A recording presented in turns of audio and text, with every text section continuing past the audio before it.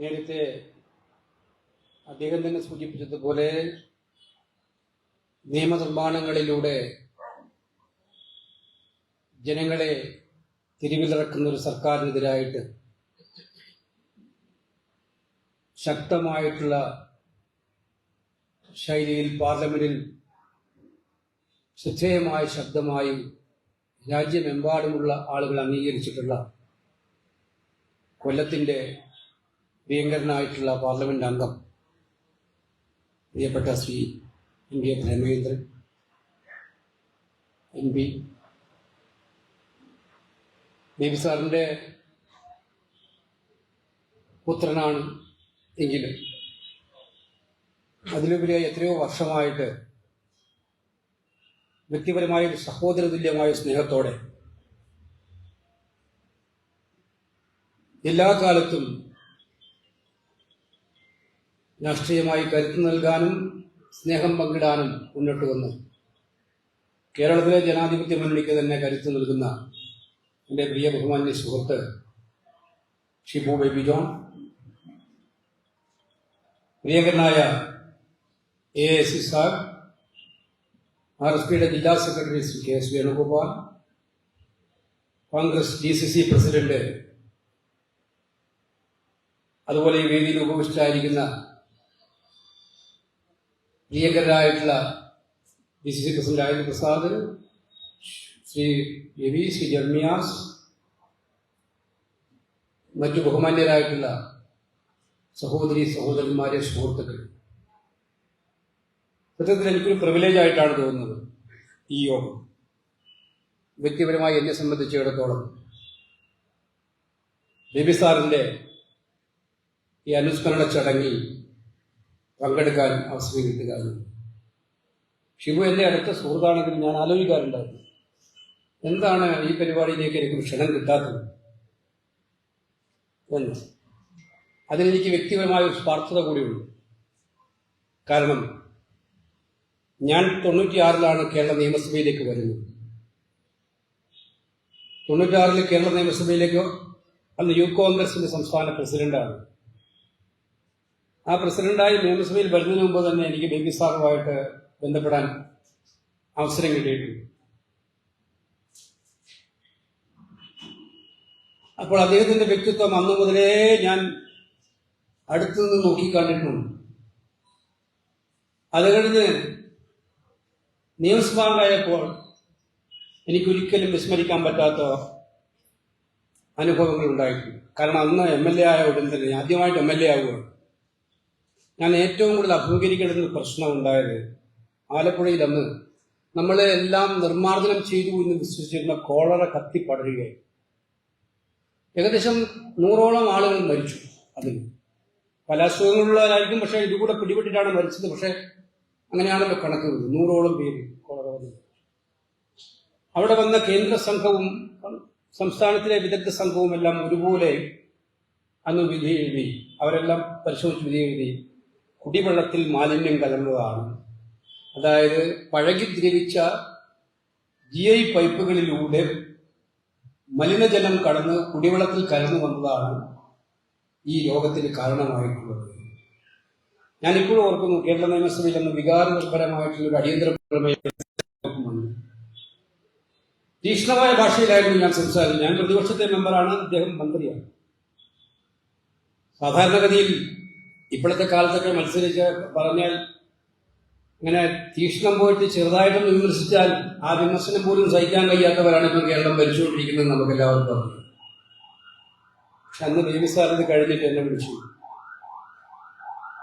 വളരെ വാത്സല്യത്തോടെ അവിടുത്തെ പ്രശ്നങ്ങൾ ഓരോന്നോരോന്ന് ചോദിച്ച് മനസ്സിലാക്കിയാണ്. ഉടനെ അദ്ദേഹം ഒരു കോൺഫറൻസ് വിളിച്ചു, അദ്ദേഹത്തിന്റെ ചേംബറിൽ തന്നെ. അടുത്ത ദിവസം ആലപ്പുഴ ജില്ലാ ആളുകൾ വിളിച്ചു. ആ കോൺഫറൻസിൽ വെച്ച് അദ്ദേഹം തീരുമാനമെടുത്തു, എല്ലാ GI പൈപ്പുകളും മാറ്റി പുനഃസ്ഥാപിക്കാൻ വേണ്ടി എത്ര പൈസ ചെലവാക്കി. അത് 42 കോടിയാണെന്ന് അന്നത്തെ ചെലവായിട്ടില്ല. ആ തുക ചെലവഴിച്ച് ആ പൈപ്പ് മാറ്റാനുള്ള തീരുമാനം. ഇത് 2 കാര്യങ്ങളാണ് ബേബി സാർ എന്ന് പറയുന്ന രാഷ്ട്രീയ നേതാവിന്റെ, മന്ത്രിയുടെ വ്യക്തിത്വം. ഒന്ന്, പ്രതിസന്ധികളെ എങ്ങനെ കൈകാര്യം ചെയ്യണം എന്നുള്ളത്, അത് ജനങ്ങളുടെ പക്ഷത്തു നിന്നുകൊണ്ട് എങ്ങനെ കൈകാര്യം ചെയ്യണം എന്നുള്ളതിന്റെ ഒരു യഥാർത്ഥ ഉദാഹരണം. സാധാരണഗതി ഇത്തരം ഒരു വിമർശനം പ്രതിപക്ഷം ഉന്നയിച്ചാൽ അതിനെ അവഗണിക്കുകയും രാഷ്ട്രീയമായി നേരിടുകയൊക്കെയാണ് ചെയ്യുന്നത്. അതിനു പകരം അതിന്റെ മൂലകാരണങ്ങളിലേക്ക് ചെന്ന് മിനിറ്റ് കൊണ്ട് പ്രശ്നത്തിന് പരിഹാരം ഉണ്ടാക്കാനുള്ള ഡൈനാമിസത്തോടു കൂടിയിട്ടുള്ള രാഷ്ട്രീയ ചെയ്യും. ഇതാണ് പൊതുജനം ഒരു മന്ത്രിയിൽ നിന്നും എപ്പോഴും പ്രതീക്ഷിക്കുന്നത്. അദ്ദേഹം ഉദ്യോഗസ്ഥന്മാരോട് ചോദിച്ചില്ല, ഫൈനാൻസിന്റെ ഉത്തരവ് ചോദിച്ചില്ല, ഒന്നും ചോദിച്ചു ഉത്തരവിട്ടു. പിന്നീട് ഫൈനാൻസുകാർ പറഞ്ഞപ്പോൾ ഇത് അടിയന്തരമാണ്, ക്യാബിനറ്റിൽ അദ്ദേഹം വെക്കേണ്ടി ഒന്നുമാണ്. അന്നു മുതൽ എനിക്ക് ബേബി സാറിനെ, അത് കഴിഞ്ഞ് അതെല്ലാം നിർവഹിച്ചു, ഒരു വർഷം കൊണ്ട് പൂർത്തീകരിച്ചു, നിർവഹിക്കുകയൊക്കെ ചെയ്തു. അയോധ്യകാലത്ത് അദ്ദേഹം വരികയും ചെയ്തു. പിന്നീട് ഞങ്ങളുടെ ബന്ധം, സ്നേഹബന്ധം വളരെ ശക്തമായി മുന്നോട്ട് പോവുകയായിരുന്നു. അദ്ദേഹത്തിന്റെ സജീവമായ രാഷ്ട്രീയ കാലഘട്ടത്തിലെല്ലാം വളരെ ശക്തമായി മുന്നോട്ട് പോവുകയും ചെയ്തു. രാഷ്ട്രീയത്തിലെ എതിർചേരികളിൽ നിൽക്കുന്നവരാണെങ്കിൽ അദ്ദേഹത്തിന്റെ പ്രസംഗങ്ങൾ പലപ്പോഴും രാഷ്ട്രീയമായത്, ഞാൻ അസംബ്ലി മെമ്പർ ആകുന്നത് അദ്ദേഹത്തിന്റെ പ്രസംഗങ്ങൾ കേൾക്കാറുണ്ട്, അന്നും കേൾക്കാറുണ്ട്. തീക്ഷ്ണമായ ഭാഷയിൽ എതിരാളികളെ അദ്ദേഹം അറ്റാക്ക് ചെയ്യും, വളരെ കർക്കശമായ രീതിയിൽ സംസാരിക്കും. രാഷ്ട്രീയമായ എല്ലാ ഭാഷ സംസാരിക്കുമ്പോൾ വ്യക്തിവിദ്വേഷങ്ങൾ വെച്ചു പുലർത്താതെ സൗഹൃദങ്ങൾ പരമാവധി പടർത്തുകയാണ് അദ്ദേഹത്തിൻ്റെ. നമ്മുടെ രാഷ്ട്രീയത്തിൽ അന്യം നിന്നുകൊണ്ടിരിക്കുന്ന ഒരു കാര്യവും അത് തന്നെയാണ്. വിദ്വേഷം പകയാക്കി വ്യക്തിപരമാക്കി എങ്ങനെ ഒരാളൊരു വിമർശനം ഉന്നയിച്ചാൽ അവനെ എങ്ങനെ ED കൊണ്ട് പിടിക്കാം, CBI കൊണ്ട് പിടിക്കാം എന്ന് അവിടെ ചിന്തിക്കുന്ന ആളുകൾ, ഇവിടെ എങ്ങനെ പോലീസിനെ കുരുക്കിൽപ്പെടുത്തി ഇവിടെ പിടിക്കാമെന്ന് ചിന്തിക്കുന്നത് ഇവിടുത്തെ ആളുകൾക്ക് ഭരിക്കുന്ന കാലം. നിങ്ങൾ ആലോചിക്കേണ്ടത്, അന്ന് ഇത്തരം വിമർശനങ്ങളെ തനിക്ക് ചെയ്യാനുള്ള ഏറ്റവും വലിയ ആക്ഷൻ പോയിന്റാക്കി മാറ്റിയെടുക്കുന്നതിൽ ബേബി സാറിന്റെ അനിതര സാധാരണമായിട്ടുള്ള ഗവേണൻസ് ഞാനവിടെ കാണുകയുണ്ടായി എന്ന് സൂചിപ്പിക്കാം. പിന്നീട് എനിക്കും മന്ത്രിയാകാൻ അവസരം കിട്ടിയിട്ടുണ്ട്, ഷിബു മന്ത്രിയായിട്ടുണ്ട്, പ്രേമൻ മന്ത്രിയായിട്ടുണ്ട്. അപ്പൊ അവരെല്ലാം വിവിധ തലങ്ങളിൽ പ്രവർത്തിച്ചിട്ടുണ്ട്. പക്ഷെ ഇതൊക്കെ മനസ്സിലാക്കുമ്പോൾ മന്ത്രിമാരാകുമ്പോൾ തന്നെ നമുക്കൊരു പാഠമായി അതിന്റെ ആക്ഷൻ എങ്ങനെ ഒരു ഗുഡ് ഗവേണൻസ് ജനങ്ങൾക്ക് നൽകും ഇതിന്. അപ്പൊ അതുകൊണ്ടാണ് ഞാൻ പറഞ്ഞത്, എനിക്ക് അന്നുപോലെ സാറുമായിട്ടുള്ള അടുപ്പം പിന്നീട് അത് ഞാൻ വളരെ ശക്തമായിട്ട് മുന്നോട്ട് കൊണ്ടുപോവുകയും ചെയ്തു. അതുകൊണ്ട് ബേബി സാറ് മരിക്കുന്നതിന് മുമ്പ് തന്നെ അദ്ദേഹം ഉണ്ടായിരുന്ന കാലത്തും ഷിബുവായിട്ട് എനിക്ക് വളരെ ആത്മബന്ധമുണ്ട്. അതിനെ കൊണ്ട് എന്തുകൊണ്ട് എനിക്ക് പങ്കെടുക്കാൻ പറ്റിയില്ല എന്ന് ഞാൻ ചിന്തിച്ചുകൊണ്ടിരിക്കുമ്പോൾ ഇപ്രാവശ്യത്തെ വിളി പ്രേമൻ എന്നെ വിളിച്ചിട്ട് ഈ പരിപാടിക്ക് നിർബന്ധമായിട്ടും വരണം എന്ന് പറഞ്ഞപ്പോൾ സത്യത്തിൽ ഇന്ന് എനിക്ക് പങ്കെടുക്കാൻ ബുദ്ധിമുട്ടുള്ള ദിവസമാണ്.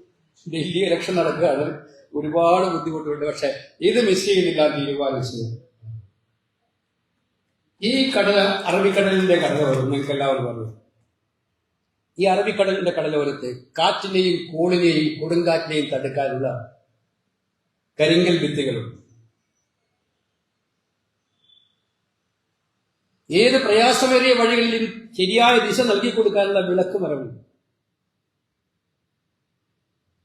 ചവറയെ സംബന്ധിച്ചിടത്തോളം മാത്രമല്ല കേരള രാഷ്ട്രീയത്തിൽ തന്നെ ശക്തമായിട്ടുള്ള കരിങ്കല്ലിനേക്കാൾ കർക്കശ്യമുള്ള കാരിരുമ്പിനെ പോലെ ശക്തിയുള്ള രാഷ്ട്രീയമായിട്ടുള്ള നിലപാടുകളുമായി നിൽക്കുന്ന നേതാവ് ചവറ. ഈ കേരള രാഷ്ട്രീയത്തിന് ചവറയെ എന്ന് പറയുന്ന പ്രദേശത്തെ ഏറ്റവും മഹത്തരമായിട്ടുള്ള ഒരു ശ്രദ്ധേയമായ നാടാക്കി മാറ്റുന്ന നേതാവാണ് CBB സാർ എന്ന് നമ്മളെല്ലാം വിളിക്കുന്ന BP ജോൺ എന്ന് നമുക്കെല്ലാവർക്കും അറിയാവുന്ന. അദ്ദേഹത്തിന്റെ രാഷ്ട്രീയ വഴികളൊന്ന് പരിശോധിച്ച് നോക്കിയാൽ വിദ്യാർത്ഥിയായിരുന്ന കാലം തൊട്ട് ഇങ്ങോട്ട്, പിന്നീട് അധ്യാപകനായ കാലം, അദ്ദേഹത്തിന്റെ രാഷ്ട്രീയ രംഗത്തെ അനിതര സാധാരണമായിട്ടുള്ള വൈഭവങ്ങൾ പഠിച്ചു മനസ്സിലാക്കേണ്ടതാണ് എന്നുള്ളതാണ് എനിക്ക് സൂചിപ്പിക്കാനായിട്ടുള്ളത്. നമുക്ക് ഓരോ രാഷ്ട്രീയ വിദ്യാർത്ഥിക്കും അത് പാഠം. നിൽക്കുന്നയിടം ഉറച്ചു നിൽക്കാനുള്ള, നിലപാടുമായി നിൽക്കാനുള്ള ശക്തമായിട്ടുള്ള ഐഡിയലിസം അദ്ദേഹം എല്ലാ കാലത്തും സൂക്ഷിച്ചു. ഈ കരിമണൽ നമ്മുടെ പ്രദേശത്തൊക്കെ ഉണ്ടായിക്കൊണ്ടിരുന്ന കരിമണൽ ഇപ്പോൾ KMML ഒക്കെ ഇവിടെ ഉണ്ടായ 1200 കോടി രൂപ ഇൻവെസ്റ്റ് ചെയ്തുണ്ടാക്കിയ സ്ഥാപനം ഇതിന്റെ യഥാർത്ഥത്തിൽ ഉപയോഗിക്കണമെന്ന് ആദ്യം ശബ്ദമുയർത്തിയ നേതാവ് CBB ജോണായിരുന്നു. തൊഴിലാളി വർഗ പാർട്ടികൾക്ക് അവകാശപ്പെടാൻ ഒരുപാട് പാർട്ടികൾ ഉണ്ടാകും. പക്ഷേ ലേബർ സ്പിരിറ്റും യഥാർത്ഥമായി മനസ്സിൽ കൊണ്ടുവരുന്ന നേതാവാണ്. ഞാൻ സത്യത്തിൽ തോപ്പിൽ ബാസിയുടെ ഒരു അനുസ്മരണം വായിക്കുകയുണ്ടായി. അദ്ദേഹം ഒരു അനുഭവം പറയുകയുണ്ടായി. ഇവിടെ ചവറ ഭാഗത്ത് RSPയിലെ തൊഴിലാളി സംഘടനകൾക്കകത്ത് ചില അസ്വാരസ്യങ്ങൾക്കും പ്രകടനങ്ങൾക്കൊക്കെ ഉണ്ടായി. അപ്പൊ തോപ്പിൽ ബാസിയും സംഘവും തീരുമാനിച്ചു അതൊന്ന് മുതലെടുക്കണമല്ലോ. അപ്പോൾ ഒറ്റയ്ക്കും കൂട്ടമായിട്ടും ആ RSPയിൽ അഭിപ്രായ വ്യത്യാസങ്ങൾ ഉണ്ടെന്ന് പറയുന്ന UTUC അവരെ ഒന്ന് കണ്ട് സംസാരിക്കാൻ ഒക്കെ അതിന് ആളുകളെ ചുമതലപ്പെടുത്തി. അവരെല്ലാം സംസാരിച്ചപ്പോൾ അവരെല്ലാം പറഞ്ഞു, ബേബി സാറിന്റെ യൂണിയൻ വിട്ട് ഞങ്ങൾ എവിടേക്കും വരാനില്ല എന്ന് അവർ പറഞ്ഞു എന്ന് തോപ്പിൽ ബാസി അനുസ്മരിക്കുന്നു. അവിടെ തോപ്പിൽ ബാസി പറയുന്നൊരു വാചകം, കൂട്ടിച്ചേർക്കുന്ന വാചകം, പ്രശ്നം RSP അല്ല, പ്രശ്നം ബേബി ലോണാണ് ചവറയിൽ എന്ന് അദ്ദേഹം അവിടെ സൂചിപ്പിക്കുന്നു. ONV കുറിപ്പിന്റെ അനുസ്മരണത്തിൽ അദ്ദേഹം പറയുന്നുണ്ട്, ഈ മനുഷ്യാവകാശം ഇന്നിപ്പോ നമ്മളെല്ലാവരും ഉപയോഗിക്കുന്ന വാചകമാണ്. ഇന്നെല്ലാവരും ഉപയോഗിക്കുന്ന ഈ വാചകം മനുഷ്യാവകാശം ആദ്യം ഞാൻ കേട്ടത് ഈ കരിമണൽ തീരത്തുള്ള ഒരു സായം സന്ധ്യയിലാണ്. അദ്ദേഹത്തിൻ്റെതായിട്ടുള്ള സാഹിത്യ ഭാഷയിലാണ് അദ്ദേഹം പറയുന്നത് എന്ന് ONV പറയുന്നുണ്ടായിരുന്നു. അത് ശ്രീകണ്ഠൻ ചേട്ടനും ബേബി സാറും അതുപോലുള്ള പ്രഗത്ഭരായിട്ടുള്ള ട്രേഡ് യൂണിയൻ നേതാക്കന്മാർ ഒന്നിച്ചു കൂടുമ്പോൾ അവിടുത്തെ ചർച്ചകളിൽ ഉയർന്നു വരുന്ന ഏറ്റവും മഹത്തരമായ ശബ്ദമായിട്ട് മനുഷ്യാവകാശം എന്ന് പറയുന്ന അവസ്ഥ. അപ്പൊ ആ ഒരു കൂടിച്ചേരലിന്റെ ഭംഗിയെക്കുറിച്ച് ONV പ്രതിപാദിക്കുന്നു. അപ്പൊ ഞാൻ പറഞ്ഞ സമാനതകളില്ലാത്ത രാഷ്ട്രീയ വ്യക്തിത്വത്തിന്റെ ഉടമയാണ് ബേബി സാർ. ഇന്നിപ്പോ RSP ഐക്യ ജനാധിപത്യ മുന്നണിയിലെ ഏറ്റവും പ്രധാനപ്പെട്ട രാഷ്ട്രീയ കക്ഷിയാണ്. കേരളത്തിന്റെ രാഷ്ട്രീയത്തിലെ ഒരുപാട് നല്ല ഭരണ കാലഘട്ടം ഉണ്ടായിട്ടുണ്ട്. പക്ഷേ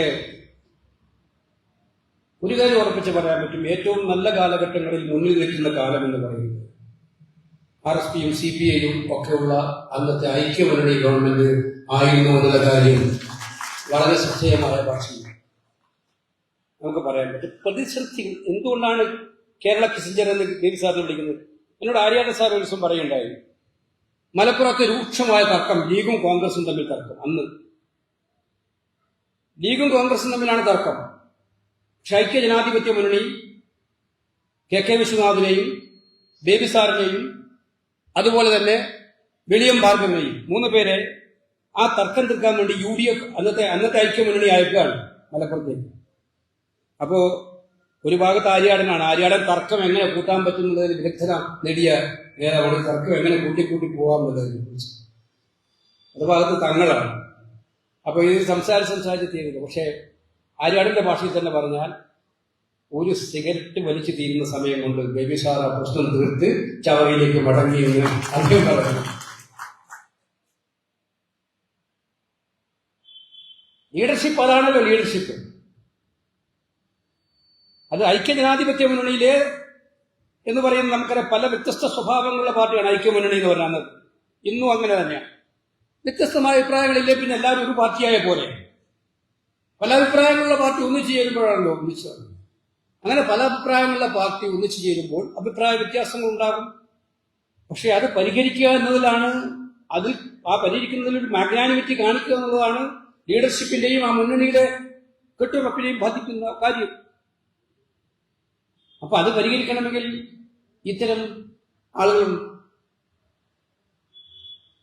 എന്ന് ഞാൻ പറയാം. ഇന്ന് UDFൽ അത്തരം ഒരു പങ്ക് വഹിക്കുന്നതിൽ കുഞ്ഞാലിക്കുട്ടി വലിയ പങ്ക് വഹിക്കുന്നുണ്ടെന്ന് ഉറപ്പിച്ച് പറയുന്ന ഒരാളാണ് VK കുഞ്ഞാലിക്കുട്ടിയെ പോലുള്ള നേതാവ്. അന്ന് ബേബി സാറായിരുന്നു ഐക്യജനാധിപത്യ മുന്നണിയിൽ, ഐക്യമുന്നണിയിൽ അത്തരമൊരു പങ്ക് വഹിച്ച ഒരാൾ.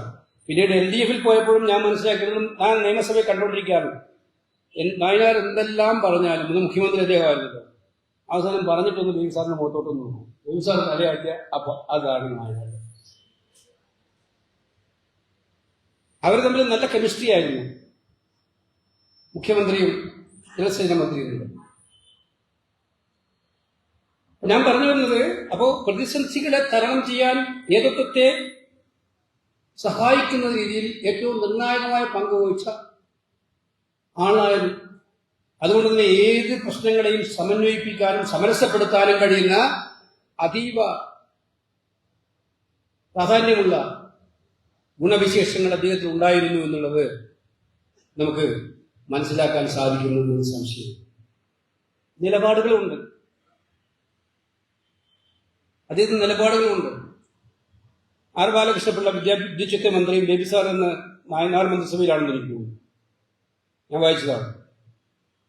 ഇപ്പോൾ ഇലക്ട്രിസിറ്റി ബില്ലുമായി ബന്ധപ്പെട്ടൊരു പാവപ്പെട്ടവരെ ഉപദ്രവിച്ചതിന് ഒരു ഇലക്ട്രിസിറ്റി ഇൻസ്പെക്ടറെ, അല്ലാതെ താഴെത്തട്ടിലുള്ള ഉദ്യോഗസ്ഥനെ മുഖ്യമന്ത്രി നേരിട്ട് സസ്പെൻഡ് ചെയ്തു. ക്യാബിനറ്റിൽ ബാലകൃഷ്ണപിള്ള ഇത് വലിയ പ്രശ്നമുണ്ടാക്കി. അപ്പോൾ ബേബി സാർ എഴുന്നേറ്റ് വന്നു. അന്ന് ചീഫ് മിനിസ്റ്റർ എന്ന് പറയുന്നത് 1 mm ഈക്വൽ എന്നാണ് ബിസിനസ് റൂൾ കൃത്യമായി പറയുന്നത്. മുഖ്യമന്ത്രി മുഖ്യമന്ത്രി മന്ത്രിമാരിൽ മുൻപിൽ നിൽക്കുന്ന ആൾ 1 among the equal, first among the equal.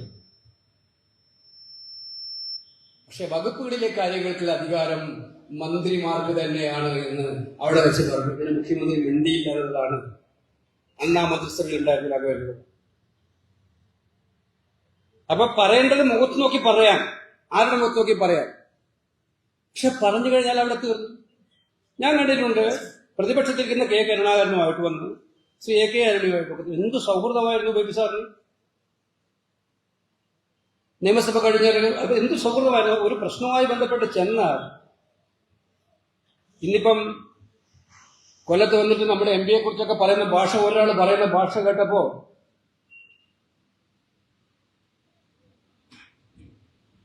Baby സാറിന്റെ മുന്നില് നിൽക്കാൻ പോലും യോഗ്യതയില്ലാത്തവരായിട്ട് അവർ മാറുകയാണെന്നുള്ളതാണ് അവർ സ്വയം മനസ്സിലാക്കേണ്ടത് എന്ന് എനിക്ക് പറയുന്നത്. അവിടെയാണ് നമുക്ക് രാഷ്ട്രീയം ഉണ്ടാവും, എത്ര വിമർശനങ്ങൾ നടത്താം.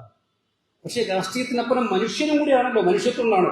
ആ മനുഷ്യത്വം നിറഞ്ഞു നിന്ന ഒരു വ്യക്തിയായിരുന്നു ബേബി സാർ എന്നുള്ളത് അങ്ങേയറ്റം സന്തോഷത്തോടെ കാണാൻ ആഗ്രഹിക്കുന്നു. ഒരു മികച്ച ഭരണാധികാരി, കടുത്തുറ്റ രാഷ്ട്രീയ നേതാവ്, ശക്തനായ ഒരു ട്രേഡ് യൂണിയൻ നേതാവ്, ഏറ്റവും മികച്ച പാർലമെന്റേറിയൻ, നിയമസഭയിലൊക്കെ തന്നെ നിയമനിർമ്മാണ രംഗത്തും അതുപോലുള്ള രംഗങ്ങളിലുമൊക്കെ തന്നെ വളരെ ആഴത്തിൽ പഠിച്ച് പറയാൻ കഴിയുന്ന രാഷ്ട്രീയ നേതാവ്, എല്ലാ നിലയിലും തിളങ്ങിയ ആളായിരുന്നു ബേബി സാർ എന്നുള്ള കാര്യം സംശയമില്ല.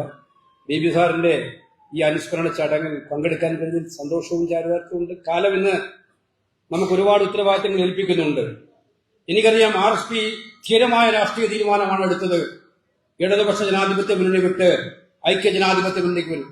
ധീരം മാത്രമല്ല, അത് സാഹസികവുമായിരുന്നു എന്നുള്ള കാര്യം ഞാൻ മനസ്സിലാക്കുക, ഞങ്ങളെല്ലാം മനസ്സിലാക്കുക. 9 കൊല്ലമായി നമ്മൾ സഹിക്കുന്നുണ്ട്. 9 കൊല്ലം ഞങ്ങൾ പ്രതിപക്ഷത്താണെങ്കിൽ കോൺഗ്രസ് RSP അതിനേക്കാൾ കൂടുതൽ പ്രതിപക്ഷത്താണ്.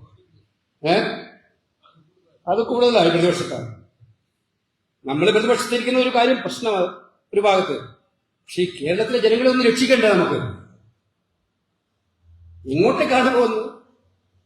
ഞാനിപ്പോ വരുമ്പോ KMM ഗസ്റ്റ് ഹൗസിൽ കയറി TV തുറന്നു വെച്ചപ്പോ കാണുന്നത് നമ്മുടെ എക്സൈസ് മന്ത്രിയുടെ പ്രഖ്യാപനമാണ്. എന്ത് വന്നാലും ഞങ്ങൾ ബ്രൂവറി തുറന്നേ അടങ്ങൂ. ബ്രൂവറി തുറക്കാൻ ഞങ്ങൾ തീരുമാനിച്ചില്ല. അപ്പൊ പത്രപ്രവർത്തകർ CPIയുടെ എതിർപ്പോ അത് ഞങ്ങൾ ഹാൻഡിൽ ചെയ്തോളാം. വിനയ വിശ്വത്തിനെ ഈസി ആയിട്ട് ഹാൻഡിൽ ചെയ്യാന്നാണ് പറഞ്ഞതിന്റെ അർത്ഥം. അവന് ആ ഹാൻഡിലിന് വിധേയമാണോ അദ്ദേഹം എന്നുള്ളത് അദ്ദേഹം തന്നെ തീരുമാനിക്കട്ടെ, പാർട്ടി തീരുമാനിക്കട്ടെ. പക്ഷെ ഇവിടെ അജണ്ട എന്താണ് ഇപ്പോ? നമ്മുടെ നാട്ടിൽ ഇപ്പൊ എന്താ സംഭവിക്കുന്നത്? നമ്മളൊരു സാമൂഹ്യ ജീവിയല്ലേ. നിങ്ങൾ എവിടെ പോയാലും ഓരോ ദിവസവും കാണുന്ന വാർത്ത, മകൻ അമ്മയെ കൊന്നു, സഹോദരൻ സഹോദരിയെ കൊന്നു, രണ്ടുപേരെയും ചുട്ടുകൊന്നു. എന്താ ഇതിന്റെ പിന്നിലെ യഥാർത്ഥ അന്തരംഗം? സത്യത്തിൽ നമുക്ക് പോകാൻ പറ്റാത്ത വണ്ണം നമ്മുടെ ചെറുപ്പക്കാരായ കുട്ടികളെ മയക്കുമരുന്ന് മാഫിയ അവരുടെ അടിമകളാക്കി മാറ്റിക്കൊണ്ടിരിക്കും. കേരളം ഇങ്ങനെ പോയാൽ 2-3 വർഷം കഴിഞ്ഞാൽ നമുക്ക് നമ്മുടെ കുട്ടികളെ ഓർത്ത് ദുഃഖിക്കേണ്ടി വരുമോ എന്ന് പോലും സംശയം. ഭീകരമായിട്ടുള്ള മയക്കുമരുന്ന് മാഫിയയുടെ പിടിയിലാണ് ഈ കേരളമുള്ളത്. എവിടെ നോക്കിയാലും കഴിഞ്ഞ വർഷം എൻ്റെ ഞാൻ ആലപ്പുഴയിലെ വീട്ടിലിരിക്കുമ്പോൾ രാവിലെ ഒരു അമ്മ വന്ന് കരഞ്ഞു പറഞ്ഞു, ആ പേരൊന്നും പറയുന്നു. 14 വയസ്സുള്ള ഒരു പെൺകുട്ടി ഡി അഡിക്ഷൻ സെന്ററിലാണ്. പെൺകുട്ടികൾ 14 വയസ്സുള്ള ഒരു കുട്ടി ഡി അഡിക്ഷൻ സെന്ററിലാണെന്ന് പറഞ്ഞാൽ ആ അമ്മയുടെ ദുഃഖം നിങ്ങൾ ആലോചിച്ച് നോക്കി. ഇത് ഒരു കുട്ടിയുടെ മാത്രം പ്രശ്നമല്ല, പടർന്ന് പന്തലിക്കുകയാണ്. ആര് നടപടിയെടുക്കും? നടപടിയെടുക്കാൻ ആർക്ക് താല്പര്യമുള്ളത്? ഞങ്ങൾ ഉള്ള ബാറുകൾ കൂട്ടി വിദ്യാഭ്യാസ സ്ഥാപനങ്ങൾ തുടങ്ങുമെന്ന് പറഞ്ഞ് അധികാരത്തിൽ വന്നൊരു ഗവൺമെന്റ് ഇവിടെ ഇരിക്കുകയാണ്. അവർ ഓരോ ദിവസവും എത്ര ബാറുകളാണ് കൂട്ടി? ഈ കഴിഞ്ഞ 8 വർഷമായിട്ട് കേരളത്തിൽ വന്ന ബാറുകളുടെ എണ്ണം. അതുപോലെ തന്നെ ബിവറേജസ് ഔട്ട്ലെറ്റുകളുടെ എണ്ണം കൊണ്ട് നോക്കൂ. പിന്നെ ഇവരുടെ പോളിസി എന്താണ്? ക്രിയയായിട്ട് മയക്കുമരുന്നിന് വിരുദ്ധമായിട്ടുള്ള കുറെ പേരുള്ള പദ്ധതികൾ പ്രഖ്യാപിച്ചിട്ടുണ്ട്. സർക്കാരിന്റെ ഉരുക്കുമുഷ്ടി ഉപയോഗിച്ച് നേരിടാൻ കഴിയില്ല. നേരിടുന്നുണ്ടോ? എന്താണ് സർക്കാരിന്റെ പ്രയോറിറ്റി? ഇപ്പം ഇന്നലെ റേഷൻ കടകളിൽ നിങ്ങൾക്കറിയാം, സാധാരണക്കാരായ വീട്ടമ്മമാർക്കറിയാം, കമ്മ്യൂണിസ്റ്റുകാരുടെ സർക്കാരിന്റെ പ്രയോറിറ്റിയാണോ ഇപ്പൊ കേരളം ഭരിക്കുന്ന സർക്കാരിനുള്ളത്? എന്തിനെ? ഏറ്റവും ബൂർഷ്വാ ഗവൺമെന്റായ BJPക്ക് പോലും അതിനേക്കാൾ കവച്ചു വെക്കുന്ന ബൂർഷ്വാ പ്രയോറിറ്റിയാണ് ഇപ്പോഴത്തെ ഈ പിണറായി വിജയൻ സർക്കാരുള്ളത് എന്നുള്ളത് നമുക്ക് പറയേണ്ടതായിട്ടുണ്ട്. അപ്പൊ ഇതിന് അന്ത്യം വന്നേ പറ്റൂ. ജനങ്ങളെ ഈ കഷ്ടപ്പാടിൽ നിന്നും വേദനയിൽ നിന്നും അവന് ജീവിക്കാൻ പറ്റുന്നില്ല. ജീവിത ചെലവ് വർദ്ധിച്ചുകൊണ്ടിരിക്കുകയാണ്. ആർക്കും കൂലിയില്ല, പണിയില്ല. കയർ മേഖല തകർന്നു കിടക്കുകയാണ്, കശുവണ്ടി മേഖല തകർന്നു കിടക്കുകയാണ്, കൈത്തറി മേഖല തകർന്നു കിടക്കുകയാണ്. ഈ പരമ്പരാഗത തൊഴിലാളികൾ അവർക്ക് എന്ത് സംഭവിക്കുന്നു നോക്കാനുള്ള ഒരു ചിന്ത പോലും ഇടതുപക്ഷത്തിന്റെ പേര് പറയുന്ന ഈ സർക്കാരിനില്ല എന്നത് നിങ്ങൾ മനസ്സിലാക്കണം. എന്താണ് ഇവിടെ അജണ്ട? ഏത് മേഖലയിലേക്കാണ് അജണ്ട പോകുന്നത്? സർക്കാർ ജീവനക്കാരൻ സങ്കടക്കടലാണ്, സങ്കടക്കയത്തിലാണ്.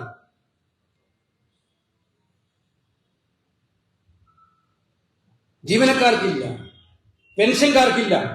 അവരെടുത്ത് നോക്കി, എല്ലാ പെൻഷൻകാരും, സാമൂഹിക പെൻഷൻകാരും മറ്റു സാധാരണ പെൻഷൻകാരും എല്ലാവരും സങ്കടത്തിലാണ്, അവർ കിട്ടുന്നില്ല. ഈ സർക്കാരിന്റെ പ്രയോറിറ്റി എവിടെയാണ്?